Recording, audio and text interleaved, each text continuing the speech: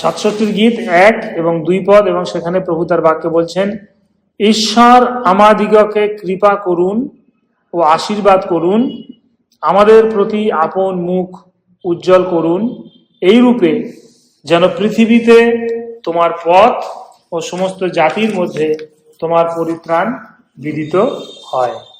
Amen. আর গত 1 তারিখে নতুন বছরের আরাধনায় আমরা সংকল্প গ্রহণ করেছিলাম। কি সংকল্প গ্রহণ করেছিলাম? যেন আমরা অতীতের ব্যর্থতাকে ভুলে যেতে পারি, যেন আমরা আমাদের জীবনে ঈশ্বরের কাজকে যেন স্বীকৃতি দিতে পারি, এবং 3 নম্বর, আমরা যেন বিশ্বাসের সাথে সম্মুখে এগিয়ে চলতে পারি। আর আজকে যে গীতটি আমরা পাঠ করেছি সেটা একটা প্রার্থনা, এবং এই প্রার্থনায় প্রথম যে বিষয়টা চাওয়া হয়েছে, প্রথম কি বিষয় চাওয়া হয়েছে? ঈশ্বর আমাদিগকে কৃপা করুন। কেন আমাদের ঈশ্বরের কৃপার প্রয়োজন? কারণ তার করুণা ব্যতি রেখে আমরা কেউ বেঁচে থাকতে পারি না। কিন্তু শুধুমাত্র এই জন্যই যে আমাদের তার করুণার প্রয়োজন তা নয়, পাশাপাশি আমাদের এও উপলব্ধি করতে হবে যে আমরা প্রতিনিয়ত আমাদের চিন্তা ভাবনা কাজের দ্বারা আমরা ঈশ্বরের বিরুদ্ধে জীবনযাপন করে চলেছি, এবং আমরা তাকে দুঃখ দিয়ে চলেছি, কখনো জ্ঞানত আবার কখনো অজ্ঞানত। তাই যখন আমরা ঈশ্বরের সম্মুখে উপস্থিত হচ্ছি, তখন আমরা প্রথমেই যেন নিজের অক্ষমতাকে স্বীকার করতে পারি। কি? প্রভু, আমি অন্যায় করেছি, প্রভু আমি পাপ করেছি, আমার মতো পাপীর প্রতি আপনি দয়া করুন। সেজন্য তার করুণা ব্যতি রেখে যে আমরা বাঁচবো না, তার জন্যই যে আমাদের তার কৃপার প্রয়োজন তা কেবল নয়, কিন্তু আমরা যে পাপী এবং সেই পাপ থেকে উদ্ধারের জন্য আমাদের তার দয়ার প্রয়োজন রয়েছে, আমাদের তার ক্ষমার প্রয়োজন রয়েছে, যেন আমরা তার কাছে আসতে পারি। কারণ অন্যান্য বিষয়ের চেয়ে পাপের ক্ষমা লাভ করার বিষয়ের জন্য যে দয়া, সেটা পাওয়া অত্যন্ত অত্যন্ত গুরুত্বপূর্ণ। দ্বিতীয় বিষয় যে ঈশ্বর আমাদেরকে আশীর্বাদ করুন। এখন ঈশ্বরের আশীর্বাদ বলতে আমরা কি বুঝি? যখনই বলি ঈশ্বর তুমি আমাকে আশীর্বাদ করো বা আপনি আমাকে আশীর্বাদ করুন, তখন সাধারণত বেশিরভাগ মানুষ কি মনে করে? জীবনে সুখ, স্বাচ্ছন্দ্য, সমৃদ্ধি, সুস্থতা, কোন রকম গন্ডগোলের মধ্যে জড়িয়ে না পড়া, জীবনটা যাতে সুন্দরভাবে মসৃণ ভাবে যেন এগিয়ে চলতে পারে, এগুলোকেই বেশিরভাগ মানুষ মনে করে থাকে কি এটাই হচ্ছে ঈশ্বরের আশীর্বাদ। কিন্তু কেবলমাত্র এগুলোকেই যদি আমরা ঈশ্বরের আশীর্বাদ বলে মনে করে থাকি, তাহলে আমরা কিন্তু ভুল করব। এগুলোর থেকেও সবচেয়ে বড় আশীর্বাদ আমাদের জীবনে, সেটা কি? ঈশ্বরের উপস্থিতি।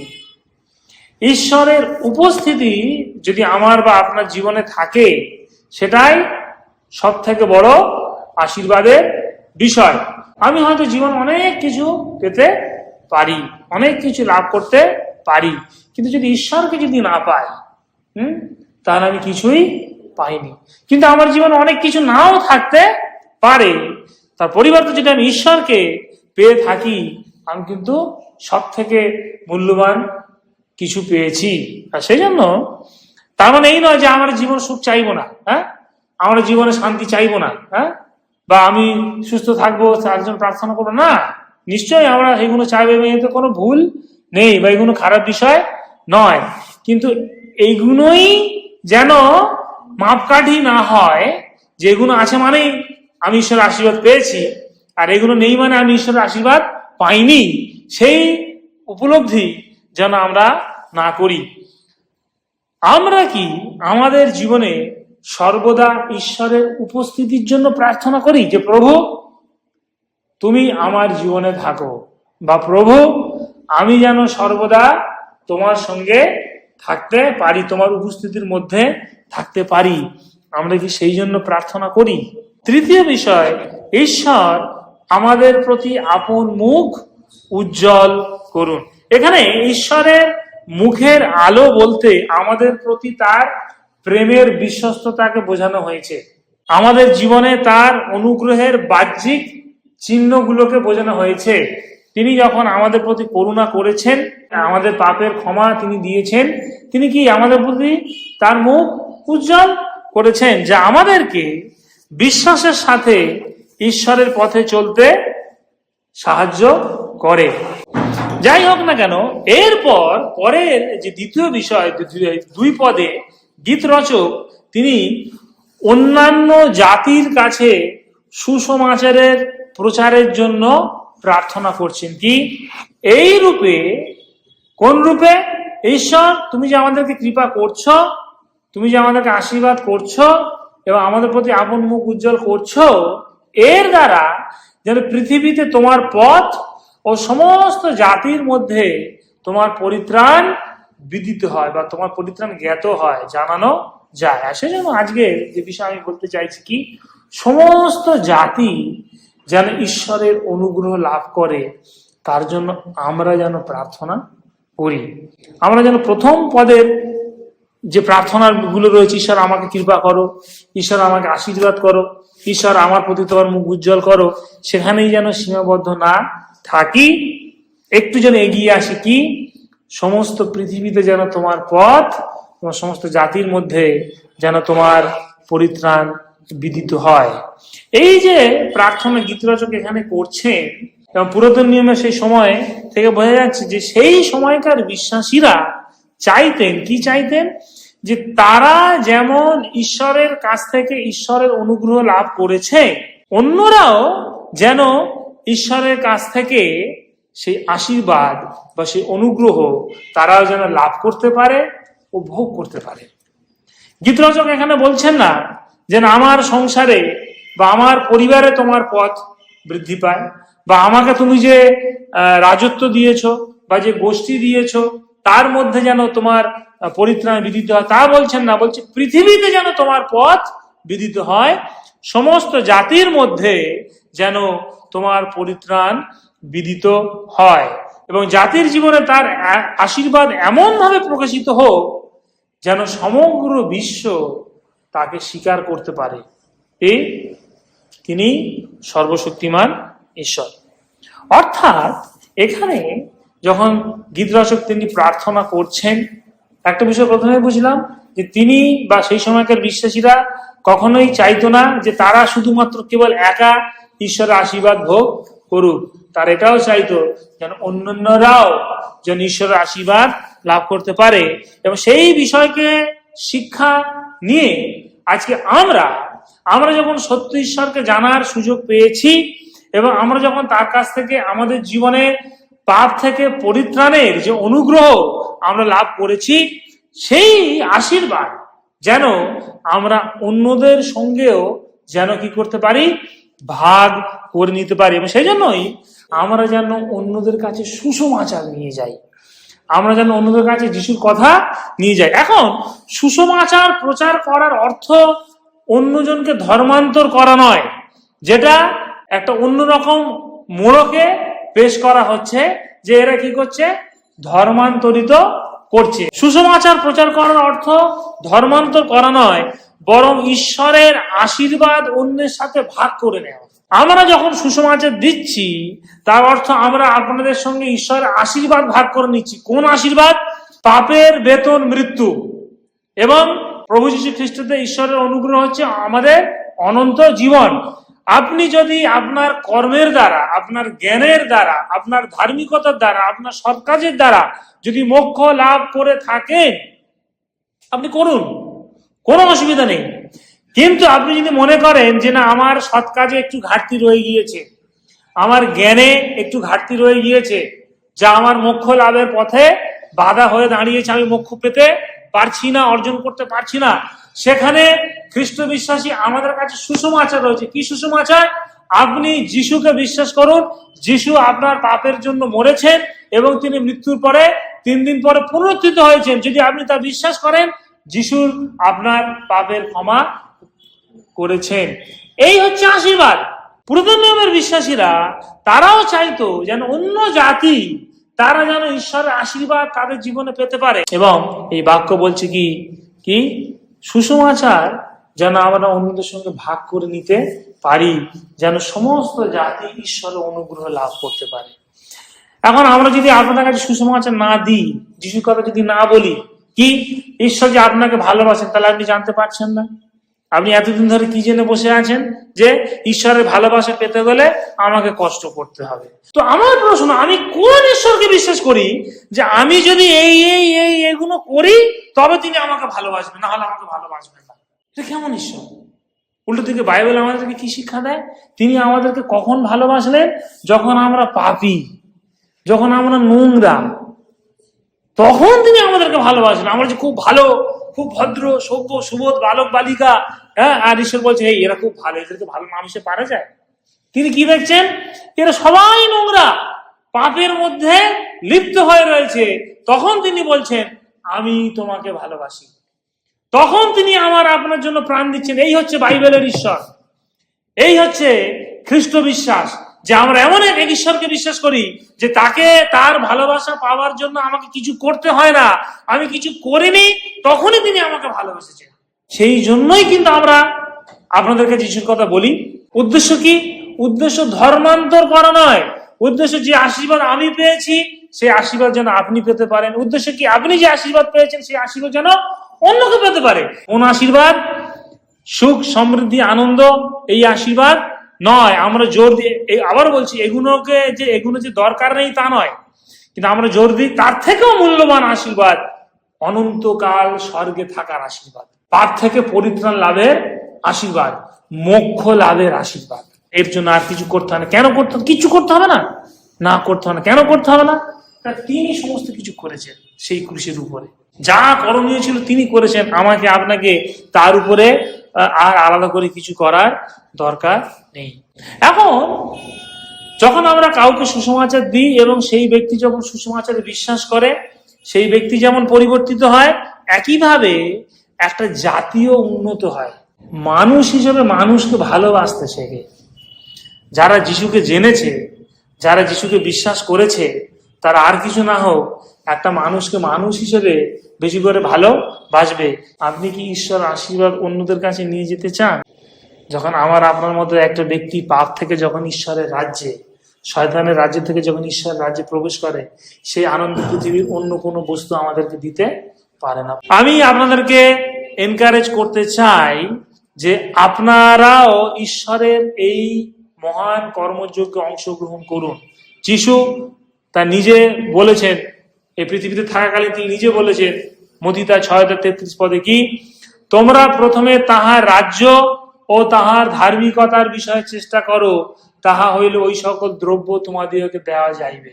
আপনি কি সেই মহান কর্মযজ্ঞে সামিল হতে চান? এটা হচ্ছে গুরুত্বপূর্ণ প্রশ্ন। এখন আপনি বলবেন, যেভাবে ভারতে খ্রিস্ট বিশ্বাসীদের উপর অত্যাচার হচ্ছে, কি দরকার? আমি আমার মতো যাচ্ছি, যাই না, হ্যাঁ, আমি আমার মতো শিখছি, শিখি না, বা আমি আমার মতো আশীর্বাদ পাচ্ছি, পাই না। আমি যদি এক্ষুনি কাউকে বলতে যাই, এক্ষুনি ধুম করে আমাকে মেরে বসবে, আমাকে কাছ থেকে ছাঁটিয়ে দেবে ইত্যাদি। হ্যাঁ, সেজন্য তা না করাই ভালো। তাদের প্রথম যুক্তি কি? এটা হচ্ছে বিদেশি ধর্ম, আমাদের ধর্ম নয়। তাহলে যখন বিভিন্ন বিনোদন হচ্ছে, গান বাজনা হচ্ছে, সঙ্গীত যখন হচ্ছে, তখন তো বলছে না এগুলো ইংরেজি আমরা করবো না। ক্রিকেট, ফুটবল কাদের খেলা? আমাদের খেলা। তখন তো বলছে না আমরা ক্রিকেট ফুটবল খেলবো না। তারা তো একবার বলে না ইংরেজি আমাদের ভাষা না, আমরা বলবো না।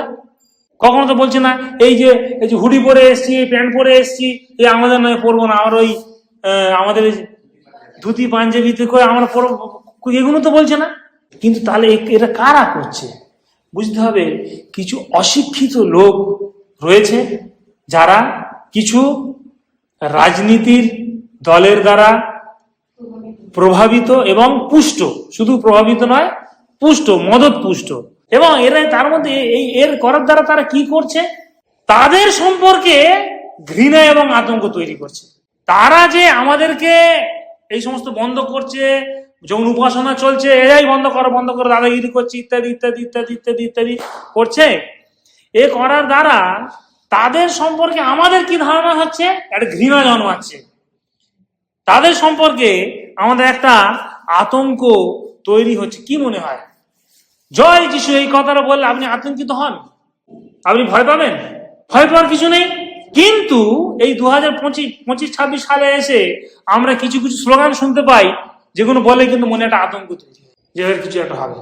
আমার প্রশ্ন, যাকে আমি আরাধনা করি, হ্যাঁ, তার নাম না নিলে যদি অন্য লোকের মধ্যে ভয় তৈরি হয়, অন্য লোকের মধ্যে আতঙ্ক যদি তৈরি হয় যে এখানে কাছাকাছি করতে বোম ফাটবে না, প্রথম কথা তারা স্লোগান দিচ্ছে এই এখানে কোন মারদাঙ্গা শুরু হয়েছে, পালিয়েছে, তাহলে আমি যার আরাধনা করি, যার নাম আমি তুলছি, আমি তো তাকে ছোট করছি। আমি যখন আমার যিশুর নাম নিচ্ছি, কেউ ভয় পায় না, কেউ আতঙ্কিত হয় না, তারা শ্রদ্ধা করে। বিশ্বাস করুক আর নাই করুক, শ্রদ্ধা করে। কিন্তু আরেকজন যখন সে তার আরাধনার কারীর নাম নিচ্ছে, অটোমেটিক্যালি কিছু মানুষের মধ্যে ভয় তৈরি হচ্ছে যে এখানে কিছু একটা হবে একটু পরে। তাহলে তারা কি করছে? আমি এটাই বলতে চাই, তুমি যখন তোমার আরাধনাকারীর নাম নিচ্ছ, সেই আরাধনাকারীর নাম নিলে কি অন্যজন যখন শুনছে তার মধ্যে কি একটা ভক্তি শ্রদ্ধা আসছে, নাকি একটা ঘৃণা জন্মাচ্ছে?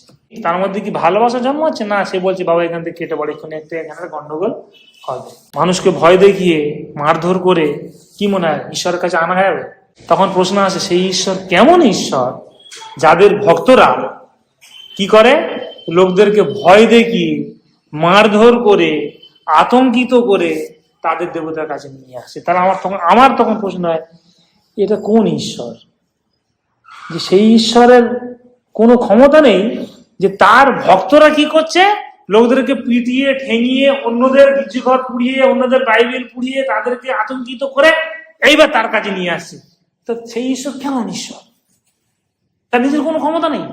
বাইবেল আমাদেরকে তা করতে বলে না, তার পরিবর্তে বাইবেল আমাদেরকে শিক্ষা দেয় তোমরা ক্ষমা করো। এবং শুধু ক্ষমা নয়, বলছে কি, তারা যাতে ঈশ্বরের অনুগ্রহ পায়। আমরা কখনো কাউকে ভয় দেখাই না, এই যিশুকে বিশ্বাস করতেই হবে।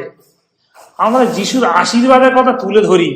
আপনি ইচ্ছা হলে বিশ্বাস করবেন, ইচ্ছা না হলে বিশ্বাস করবেন না, পরিষ্কার। এখানে ভয় দেখানোর আর একটা বিষয় বলা হয় কি, লোভ দেখানো। এই একটা বিষয় খ্রিস্ট বিশ্বাসীদের উপরে, আমাদের উপরে চলে আসছে। কি তারপরেও আমরা যেন তাদেরকে সুসমাচার দিতে না ভুলি, কারণ সুসমাচার তাদের পাপ থেকে পরিত্রাণের উপায়। তারাও যেন তাদের ভুলটাকে বুঝতে পারে এবং ঈশ্বর তার প্রতিজ্ঞা পূর্ণ করবেন এবং করে চলেছেন, যে অন্যরাও যেন আশীর্বাদ পায়। এবং সেই আশীর্বাদ জাগতিক আশীর্বাদ নয়, সেই আশীর্বাদ স্বর্গীয় আশীর্বাদ, ঈশ্বরের সঙ্গে অনন্তকাল থাকার আশীর্বাদ। ঈশ্বর অন্যদের জীবনে কাজ করে চলেছেন এবং তা বৃথা নয়। যখন আমরা দেখতে পাই অন্য মানুষের জীবন যখন পাল্টায়, খ্রিস্ট বিশ্বাস অন্যকে হিংসা করার কথা বলে, অন্যকে ভালোবাসতে পারে। অন্যকে ভালোবেসে জীবনের পথ তাদেরকে তুমি দেখিয়ে দাও, যেন তারাও জীবনে প্রবেশ করতে পারে, যেন তারা পৃথিবীতে তোমার পথ জানতে পারে। ঈশ্বরের পথ বলতে তার সত্যকে বোঝানো হয়েছে, যা পরিত্রাণের একমাত্র উপায়। কেন আমি এত জোর দিয়ে একমাত্র উপায় বলছি? যিশু নিজে এই কথা বলেছেন, আমি পথ, আমি সত্য, আমি জীবন, আমা দিয়া না আসিলে কেউ পিতার নিকটে আসিতে পারে না। আর তিনি এটাও বলছেন, ইহাই অনন্ত জীবন, বা অন্য পরিভাষায় যদি আমি বলি, ইহাই মোক্ষ। কি মোক্ষ? তারা তোমাকে, একমাত্র সত্যময় ঈশ্বরকে, এবং তুমি যাকে পাঠিয়েছ, কাকে পাঠিয়েছ?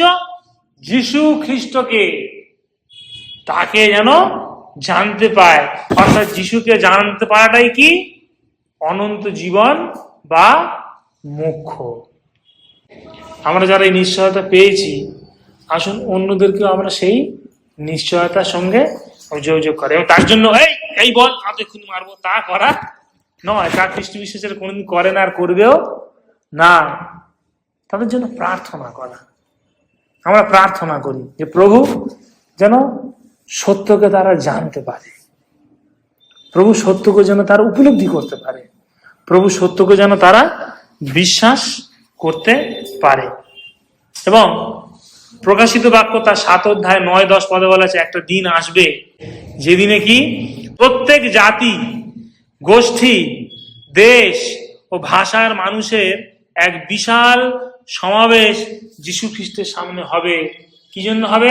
তারা তার উপাসনা করার জন্য দাঁড়াবে।